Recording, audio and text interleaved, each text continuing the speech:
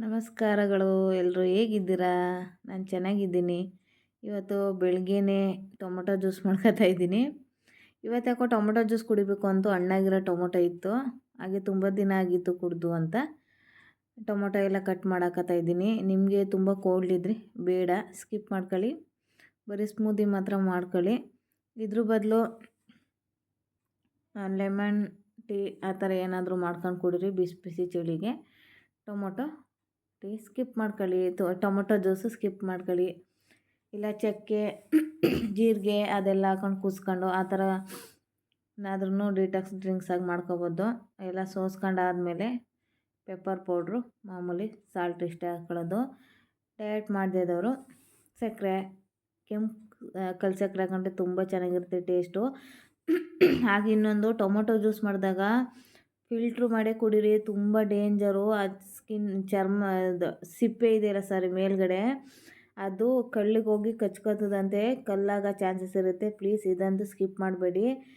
ಅದ್ರದ್ದು ಬೀಜ ಆದರೂ ಪರವಾಗಿಲ್ಲ, ಸಿಪ್ಪೆ ಅಂತ ಇನ್ನೂ ಡೇಂಜರ್ ಅಂತೆ. ಹೋಗಿ ತೆಳು ಇರುತ್ತಲ್ಲ, ತುಂಬ ತೆಳು, ಕಳ್ಳಿಗೆ ಕಚ್ಕೊಂಡ್ರೆ ಯಾವುದೇ ಕಾರಣಕ್ಕೂ ಅದು ಬೇಗ ಹೋಗಲ್ವಂತೆ. ದಯವಿಟ್ಟು ಇದನ್ನು ಮರಿಬೇಡಿ. ಜ್ಯೂಸ್ ರೆಡಿಯಾಗಿದೆ ನೋಡಿ ಇವಾಗ. ನಮಸ್ತೆ, ನಮ್ಮ ಚಾನಲ್ಗೆ ಸ್ವಾಗತ ಸುಸ್ವಾಗತ. ಎಲ್ಲರೂ ಹೇಗಿದ್ದೀರಾ? ನಾನು ಸೂಪರಾಗಿದ್ದೀನಿ. ಇವತ್ತು ಪಪಾಯ ಸ್ಮೂದಿ ಮಾಡ್ಕೊತಾ ಇದ್ದೀನಿ. ಹಾಗೆಯೇ ಇವತ್ತು ನಮ್ಮ ಮೈಸೂರು ಕಡೆ ನಾಟಿ ಸ್ಟೈಲ್ ಸೊಪ್ಪು ಸಾರು ಮಾಡೋಣ. ಬೇಗ ಬೇಯಕ್ಕಿಟ್ಬಿಟ್ಟು ಸ್ಮೂದಿ ಮಾಡ್ಕೊತೀನಿ. ಬೇಗ ಬೇಗ ಮಾಡಿಬಿಡೋಣ ಅಡುಗೆ ಅಂತ. ಸೊಪ್ಪು ಸಾರಿಗೆ 2 ಕಟ್ಟು ಏನಪ್ಪ ಅದು ಮೆಂತ್ಯ ಮತ್ತು 2 ಕಟ್ಟು ಪಾಲಕ್, 2 ಕಟ್ಟು ಸಬ್ಸಿಗೆ ತಗೊಂಡಿದ್ದೀನಿ. ಇಷ್ಟು ಬೇಗ ಬೇಗ ಡಯಟ್ ದಿನ ಕಳೆದೈತೆ. ನನಗಂತೂ ಸೂಪರಾಗೈತೆ. ಯಾಕೆ ಇಷ್ಟು ದಿನ ಡಯಟ್ ವಿಡಿಯೋ ಮಾಡಿಲ್ಲ ಅಂದರೆ, ಅವಾಗೇನು ಡಯಟ್ ಮಾಡಬೇಕು ಅಂತ ಅನ್ನಿಸ್ತಿರ್ಲಿಲ್ಲ. ಮಾಡೋದು 2 ದಿನ ನಿಲ್ಲಿಸೋದು ಆ ಥರ ಮಾಡ್ತಿದ್ದೆ. ಇತ್ತೀಚೆಗೆ ತುಂಬ ದಪ್ಪ ಆಯ್ತಾಯಿದ್ದೀನಿ ಅನ್ನಿಸ್ತಾಯಿತ್ತು. ಹಂಗಾಗಿ ಸ್ವಲ್ಪ ವಾಕು ಹೋಗಿರಲಿಲ್ಲ ಮಧ್ಯ ಮಧ್ಯ. ಹಂಗಾಗಿ ಇವಾಗ ಅಟ್ಲೀಸ್ಟ್ ಡಯಟ್ ವೀಡಿಯೋನು ಹಾಕೋಣ, ನಾನು ಡಯಟ್ ಮಾಡ್ದಂಗೆ ಆಯ್ತದೆ ಅಂತ ಡಯಟ್ ಶುರು ಮಾಡಿದ್ದೀನಿ. ಬನ್ನಿ ಇವಾಗ ಸ್ಮೂದಿ ಮಾಡ್ಕೊಂಡು ಮಸೊಪ್ಪಿಗೆ ಇಟ್ಬಿಟ್ಟು ಫಸ್ಟು, ಆಮೇಲೆ ಸ್ಮೂದಿ ಮಾಡ್ಕೊಳ್ಳೋಣ. ಬೇಳೆ ಬೇಯಕ್ಕೆ ಇಡ್ತಾಯಿದ್ದೀನಿ. ಮಸೊಪ್ಪಿಗೆ ಒಂದು 10ರಿಂದ 12 ಹಸಿಮೆಣ್ಸಿಕಾಯಿ ತಗೊಂಡಿದ್ದೀನಿ. 1 ಟೊಮೊಟೊ, ಚಿಕ್ಕ ಚಿಕ್ಕದು 2 ಈರುಳ್ಳಿ ತಗೊಂಡಿದ್ದೀನಿ. 3/4 ಕಪ್ ಬೇಳೆ, ಇದರಲ್ಲಿ ಇಷ್ಟು ತೊಗೊಂಡಿದ್ದೀನಿ. ನೀವು ಟ್ರೈ ಮಾಡಿ ಒಂದ್ಸರಿ. ಆ ಬೇಳೆನ ತೊಳೆದ್ಬಿಟ್ಟು ಇವಾಗ ಇದನ್ನೆಲ್ಲ ಹಾಕತ್ತಾ ಇದ್ದೀನಿ. ಮೆಣಸಿನ್ಕಾಯಿ ಮತ್ತು ಈರುಳ್ಳಿ, ಟೊಮೊಟೊ ಅಷ್ಟು. ಸ್ಮೂದಿ ಮಾಡ್ಕೊಳ್ಳೋಕ್ಕೂ ಮುಂಚೆನೇ ಬೇಯಕ್ಕೆ ಇಟ್ಬಿಡೋಣ ಅಂತ 2 ಕಟ್ ಪಾಲಕು, 2 ಕಟ್ಟು ಸಬ್ಸಿಗೆ, 2 ಕಟ್ ಮೆಂತ್ಯ ಇಷ್ಟು ತಗೊಂಡಿದ್ದೀನಿ. ಇದರಲ್ಲಿ 3/4 ಬಟ್ಲಷ್ಟು ನೀರು ಹಾಕೊಂಡಿದ್ದೀನಿ. ಇವಾಗ ಇದನ್ನು 2 ವಿಷಲ್ ಕೂಗಿಸ್ಕೊಳ್ಳೋಣ. ಅದು ಕೂಗೋಷ್ಟರಲ್ಲಿ ಇವಾಗ ಸ್ಮೂದಿ ಮಾಡ್ಕೊತಾ ಇದ್ದೀವಿ. ಸ್ಮೂದಿಗೆ ಒಂದು 4ರಿಂದ 5 ಪೀಸ್ ಅಷ್ಟು, ಒಂದು 20 ಪೀಸ್ ಇದೆ ಸಾರಿ, ಅಷ್ಟು ಪಪ್ಪಾಯ ತಗೊಂಡಿದ್ದೀನಿ. ಒಂದು 3/4 ಲೋಟ ಹಾಲು ಅಷ್ಟೇ. ಇದಕ್ಕೆ ಇನ್ನೇನು ಸ್ವೀಟ್ ಏನೂ ಹಾಕ್ತಾಯಿಲ್ಲ. ನಂಗೆ ಸ್ವೀಟ್ ಅಂದ್ರೆ ಇಷ್ಟನೂ ಇಲ್ಲ, ಹಂಗಾಗಿ ಹಾಕಿಲ್ಲ. ಇಷ್ಟು ಹಾಕ್ಕೊಂಡು ರುಬ್ಕೊಂಡ್ರೆ ಆಯಿತು. ನೀವು ಬೇಕು ಅಂದರೆ ಸಕ್ಕರೆ ಹಾಕೊಳ್ಳಿ. ಸಕ್ಕರೆ ಹಾಕೊಂಡು ರುಬ್ಕೊಳ್ಳಿ ಬೇಕಾದರೆ. ಆದಮೇಲೆ ಇವಾಗ ಚಕ್ಕೆ ಪೌಡ್ರು ಸ್ಮೂದಿ ರೆಡಿ ಆಯಿತು. ಇದಂತೂ ವೆಯ್ಟ್ ಲಾಸ್ಗೆ ತುಂಬ ಹೆಲ್ಪ್ ಮಾಡುತ್ತೆ. ಹಂಗೇ ಕೊಲೆಸ್ಟ್ರಾಲ್ ಅಂತೂ ಬೇಗ ಕಮ್ಮಿ ಆಗುತ್ತೆ. ಈ ಪಪಾಯ ಪೀಸ್ನ ಸ್ವಲ್ಪ ಚಿಕ್ಕ ಚಿಕ್ಕದಾಗಿ ಕಟ್ ಮಾಡ್ಕೊಂಡಿದ್ದೆ, ಅದನ್ನು ಹಾಕೋತಾ ಇದ್ದೀನಿ. ಕುಡಿಬೇಕಾದ್ರೆ ಚೆನ್ನಾಗಿ ಸಿಗುತ್ತೆ ಬಾಯಿಗೆ. ಹಂಗಾಗಿ ಸ್ವಲ್ಪ ಅಗಸೆ ಬೀಜ, ಫ್ಲ್ಯಾಕ್ಸ್ ಸೀಡ್ಸ್, ಅದ್ರ ಜೊತೆಗೆ ಸಬ್ಸಿ ಸೀಡ್ಸ್ನೂ ಹಾಕೋತಾ ಇದ್ದೀನಿ. ಚೆನ್ನಾಗಿರುತ್ತೆ. ನೀವು ಒಂದ್ಸರಿ ಈ ಸ್ಮೂದಿನ ಟ್ರೈ ಮಾಡಿ. ಚೆನ್ನಾಗಿ ಸಖತ್ತಾಗಿರುತ್ತೆ. ಹೇಗಿದೆ ಅಂತ ಕಮೆಂಟ್ ಮಾಡಿ. ನಿಮ್ಗೆ ಎಷ್ಟು ಬೇಕು ಅಷ್ಟು ಹಾಕೊಳ್ಳಿ ಪೀಸಸ್. ನೋಡೋಕ್ಕೆ ನೋಡಿ ಎಷ್ಟು ಚೆನ್ನಾಗಿ ಕಾಣಿಸ್ತಾ ಇದೆ. ರೆಡಿ ಆಯ್ತು ಇವಾಗ. ಈ ಥರ ಒಂದ್ಸರಿ ಮಿಕ್ಸ್ ಮಾಡ್ಕೊಂಡು ಕುಡೀರಿ. ಪಪಾಯದು ಚಿಕ್ಕ ಚಿಕ್ಕ ಪೀಸ್ ಹಾಕಿದ್ದೀವಲ್ಲ, ಅದು ಮತ್ತು ಫ್ಲ್ಯಾಕ್ಸ್ ಸೀಡ್ಸ್ ಎಲ್ಲ ಹೋಗುತ್ತೆ. ಮತ್ತು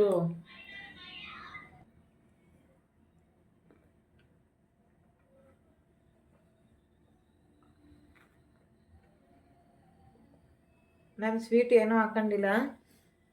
ನೀವೇನಾದ್ರು ಬೇಕು ಅಂದರೆ ಸ್ವಲ್ಪ ಖರ್ಜೂರ ಹಾಕೊಳ್ಳಿ, ಡಯಟ್ ಮಾಡ್ತಿದ್ರೆ ಸಕ್ಕರೆ ಹಾಕೊಳ್ಳಿ.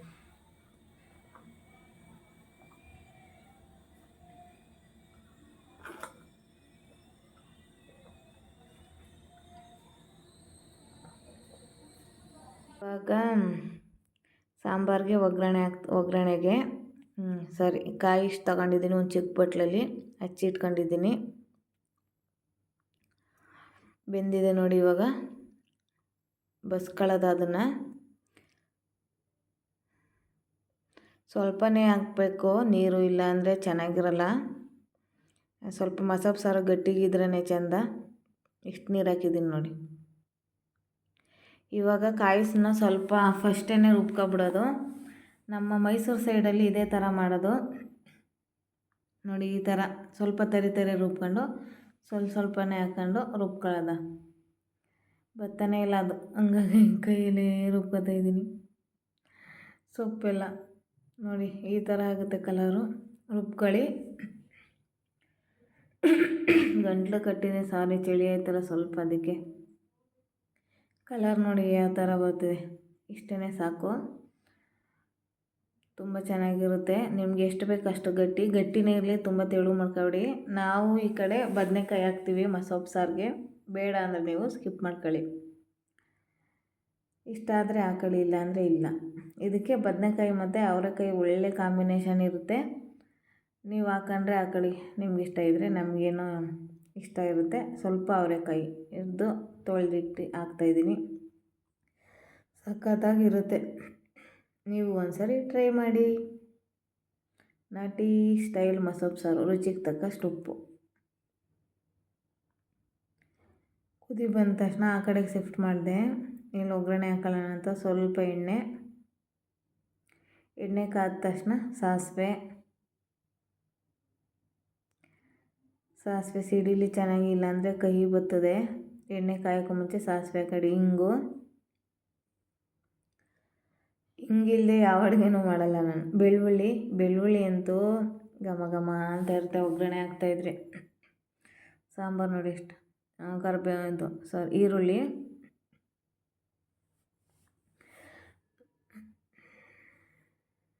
ಈರುಳ್ಳಿ ಹಾಕ್ಕೊಂಡು ಸ್ವಲ್ಪ ಫ್ರೈ ಮಾಡ್ಕೊಳ್ಳಿ. ಇವಾಗ ಕರ್ಬೇವು ಸೊಪ್ಪು ಹಾಕ್ತೇನೆ. ನಾನು ಯಾವಾಗಲೂ ಅಷ್ಟೇ ಈರುಳ್ಳಿ ಹಾಕಿದ್ಮೇಲೆ ಕರ್ಬೇವು ಸೊಪ್ಪು ಮತ್ತು ಒಣಮೆಣ್ಸಿಕಾಯಿ ಹಾಕೋದು. ಕಲರ್ ಚೇಂಜ್ ಆಗುತ್ತೆ ಅಂತ, ಕಪ್ಪಾಗೋಗುತ್ತೆ ಅಂತ ಈ ಥರ ಮಾಡ್ತೀನಿ. ನೀವು ಈ ಥರ ಮಾಡ್ತೀರಾ ಹೇಳಿ, ಕಮೆಂಟ್ ಹಾಕಿ ಒಂದು. ಹಾಗಾಗಿ ಇವಾಗ ಎರಡೆರಡು ಒಣಮೆಣ್ಸಿಗೆ ತೊಗೊಂಡಿದ್ದೆ. ಚೆನ್ನಾಗಿ ಸ್ವಲ್ಪ ಫ್ರೈ ಮಾಡ್ಕೊಂಡು ಹಾಕಿದ್ರೆ ಮಸೊಪ್ಪು ಸಾರು ರೆಡಿ. ಕುದಿಬೇಕಾದ್ರೆ ಘಮ ಘಮ ಅಂತಾಯಿತು, ಅಷ್ಟು ಚೆನ್ನಾಗಿ. ಆಮೇಲೆ ಕಲರ್ಫುಲ್ಲಾಗೂ ಕಾಣ್ತಾಯಿತ್ತು. ನನಗೆ, ನನ್ನ ಮಗನಿಗೆ, ಎಲ್ಲರಿಗೂ ಇಷ್ಟ ಮಸೊಪ್ಪು ಸಾರು. ನಮ್ಮ ಮನೇಲಿ 3 ಜನಕ್ಕೂ. ನನ್ನ ಮಗನಿಗೆ ಜಾಸ್ತಿ ಕೇಳ್ತಾನೆ ಮಸೊಪ್ಪು ಸಾರು ಮಾಡಮ್ಮ ಅಂತ.